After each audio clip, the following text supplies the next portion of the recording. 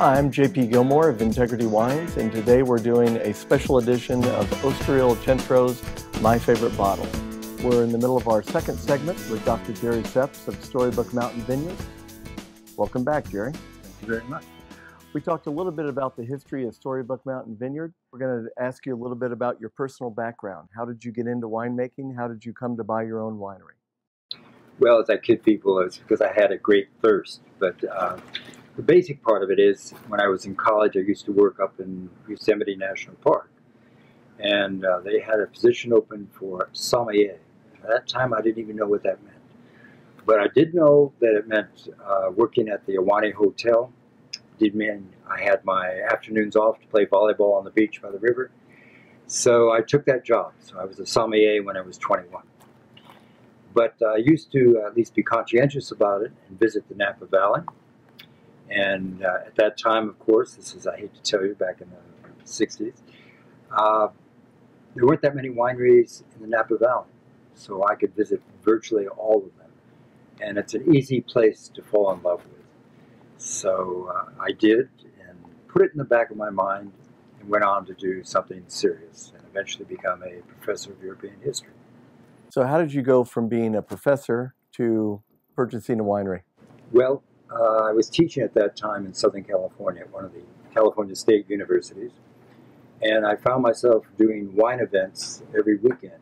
Finally, my wife said to me, you know, while your back is strong, you better realize that dream of owning a vineyard and a winery in the Napa Valley. So we began our search for a winery in the valley, and fortunate to find the land that we now have, Storybook Mountain. So tell me a little bit about your winemaking philosophy. Well, basically it starts with good product. It starts with great grapes from vineyards that are planted in the right area, varieties that fit the land that they're on. As an example, I've made wine that turned out well enough from grapes that were a reject from another major winery as a custom crush effort. But in order to make great wine, I need the right kind of grapes. I need them treated right. We have a rule that's just one example, for instance, that no grape is more than 45 minutes from the time it's picked on the vine to the time it's in the ferment. Because we really want to take care of those grapes. We want to watch what they are. And then in the fermentation processes, we use the most time-consuming methods in order to produce what we really want. We tend to ferment longer and cooler than most other wineries. We regulate temperature. We do something the French call délestage, which is move all the wine from one tank into a second tank and all the way back into the first tank. And we do that 4 times during the course of fermentation. And then we use the best barrels from France and the United States to age that wine, the élevage of the wine.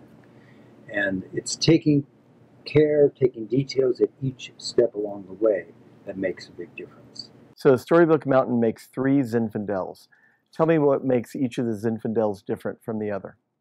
Well, I can't give you a straight answer, but I can give you the answer to that. As a professor, you never get straight answers, you know. It's always more detailed. But what we do is we taste from each one of the barrels after the wine has been in the barrel about 8 months. And by we, it's not the royal we, but it's my daughter and my wife and I. We taste together.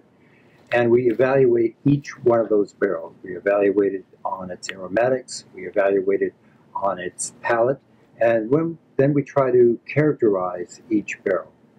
And what we're looking for in our 3 different wines is slightly different characteristics. Mayacamas range that we tasted in the last segment as an example, we're looking for the more forward, fruit-driven kind of Zinfandel, something that really reveals the variety itself.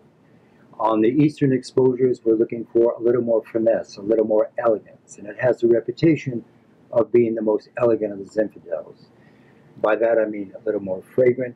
Some people call it a feminine wine in the sense of its fragrance, its aroma, its come-hither aspect. But I should mention, like my daughter and wife, still with a good backbone.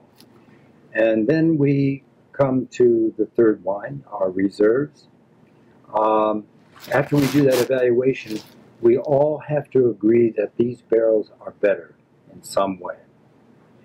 And it's very difficult if you taste it with your important others to find barrels that you all agree upon. So we don't make a lot of reserve. But what we do make, we do agree. And we do a blending at the end. And that kind of consensus tends to produce a wine that's layered, long, very complex wine. The current one that we have, the 2009, for instance, has been said to be the best Zinfandel ever made.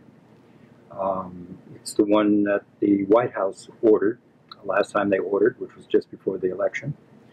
So we think we're on the right track in that kind of process. So Storybook Mountain Vineyards is a beautiful, majestic place. Describe to me what a guest sees when they arrive at the vineyard. It is indeed a special spot. What happens is that you come out of the Napa Valley, there's a very forested area with a small creek that runs through it for about half a mile before you get to our front gate. And our front gate has an arch, as our tunnels do, and there's the fox and the grapes, which is our logo from Aesop's Fables. And then the gate opens to this view of a hillside. We occupy the total hillside from about 600 feet up to 1,200 feet. And there are 7 different redwood groves on the property. So you have that kind of view initially when you come in the gate. You drive in past the very large oak tree. And then on your left, there's a beautiful pond. And because we're organic farmers, that pond is almost always filled with ducks or geese or blackbird, red-winged blackbirds. It's just a lovely area. And there's a tea house there, but you can have some wine if you want. Sit in the tea house. And then there's another redwood grove just before you get to the winery. We usually take people from there up into the vineyard, and then we take them back to the caves that we have, those caves dug by the Chinese. Tell me a little bit about what you see when you look in the caves at Storybook. Well, the caves were, as I said, hand dug. What you're going to see is that third stage of winemaking. It's called élevage. You have growing, you have fermentation, you have élevage, barrel aging. And at the end of the cave is the carved barrel that we have. And that has that Fox and the Grapes logo on it. It also has the shield of the family that settled our vineyard, the Grimms, who opened our vineyard, began our vineyard in the 1880s. And the oval was carved for us in Germany. It was done to my wife's design. And if you look at that shield up on the right-hand side, you'll see the numbers below it, 1883. That's when the vineyard was started. When the carving was done, it was so attractive to the employer of the carver that he put it in a brochure. He sent it out to other German winemakers. And it ended up in the hands of the mayor of a small village called Mamenheim, where the Grimms came from. That's a village of maybe 2,500 people. And the mayor immediately contacted the employer of the carver and said, what on earth is our coat of arms doing on an oval bound for the Napa Valley? He turned out to be the head of the family that settled our vineyard. They've been making grapes in that same location since the 1600s. And we've now found out there were 6 boys in the middle of the 19th century, 4 too many for the vineyard to support, and they came to the United States, 2 of them ending up at Storybook Mountain. Jerry, you mentioned earlier the 2009 Estate Reserve Zinfandel. We just happen to have a bottle here. Shall we try it? Yes, indeed. Wonderful. All right. And you had mentioned that this was a barrel selection. Can you describe that to me a little bit? What is a barrel selection? Well, we do that tasting, as I mentioned, with my wife and daughter. Okay. And, of course, as my wife usually says, if you like the wine, it's her good palate. If not, Jerry's the winemaker. There you go. But we're very careful in the kind of barrels that we use. I'll give you just one illustration. There was this barrel maker that came to us about 15 years ago. And it was unusual in the sense that he was an Italian barrel maker. And he said, I have the best barrels in the world, buy some. So I said, well, tell me another story. He said, well, we get the wood from the center of France, then we take it to northern Italy, and we put it in Piedmont, and we age it an extra long time, 3 years instead of the normal 2. And the microflora in Piedmont, of course, is different. So we then sell those barrels to Gaia and Antinori. And I said, well, that's a better story, I'll take 4. But the crux of the story is, after about 5 years, they came to me and they said, how are you enjoying the wine in these barrels? I said, obviously I've been buying the barrels, so I do enjoy it. On the other hand, I would like a little more in the middle palate. So they told me that they will make a barrel especially for me from 2 different forests in France rather than one as normal. And that way I would get a little more of that middle palate. So we now have these barrels marked AJ, Allier, and Jupiter that are made especially for Storybook in Italy out of French oak and then shipped to us. Wow. And how long have you been buying those barrels? For about 15 years. Wow. Wonderful. Well, shall we? Yes, indeed. Cheers. Jerry, what do you get in the nose of the 2009 Estate Reserve Zinfandel? Well, our reserves have more than just that fruit element. That fruit element is there, and then there's another layer involved. This one has a kind of a spice to it, maybe a touch of cardamom in the wine, maybe even a hint of nutmeg in the wine, partially from the barrel regimen, partially from the selection process.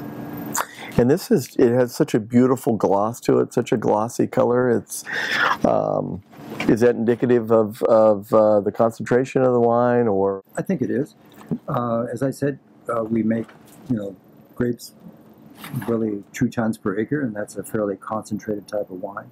We also do something that's called bleeding your tanks, which means taking a part of the juice out of the tank initially, right at the beginning of fermentation, to concentrate the rest of the juice on the skins. So all that tends to make for a fairly dark wine. Then the acid and the pH tend to hold this particular color, so even after 10 years, there's virtually no change in color in the wine. And in a barrel selection, you start off with how many barrels, and then when you select the barrels that might go into this, let's say you produce 500 cases like on this vintage, how many barrels is that? 500 cases is roughly, well, 25 per 10, 20 barrels. 20 barrels. And that's 20 barrels out of the roughly 400 we might have in the winery. Wow. So it's a very limited the selection. absolute 20 best, though. It is indeed. It is indeed.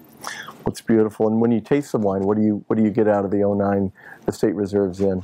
What we're looking for and what we try to have in our reserves is this kind of described as a layered effect, so that you get different flavors as you swallow the wine. Mm-hmm. It kind of grows, shapes, changes in the palate.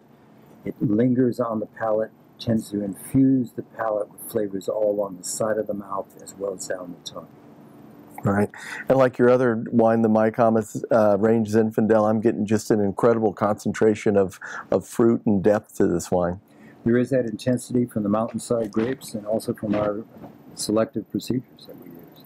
It's amazing. You can take wine in 30 barrels, all from the same tank, all from the same barrel maker, same toast levels, and we can now tell within 2 weeks 30 different wines. So it's that interaction of barrel and wine which really result in this selection. We talked a little bit about where your wines are in California. How about Kansas City? Kansas City, we're in the best places, like El Centro. As an example, they always have multiple vintages of our wine. And this particular wine, we brought all of 48 bottles into Missouri. And I think a good part of them are right here at El Centro. So I hope people come down and enjoy them. Cheers. Fantastic. I'm JP Gilmore from VineyardHD Wine, and this has been a special edition of My Favorite Bottle of Osteria IL Centro, featuring the wines of Storybook Mountain Vineyards and Dr. Jerry Seps, owner, winemaker, proprietor. Jerry, thank you so much, and thanks for joining us on My Favorite Bottle. It's been my pleasure. Cheers. Fantastic.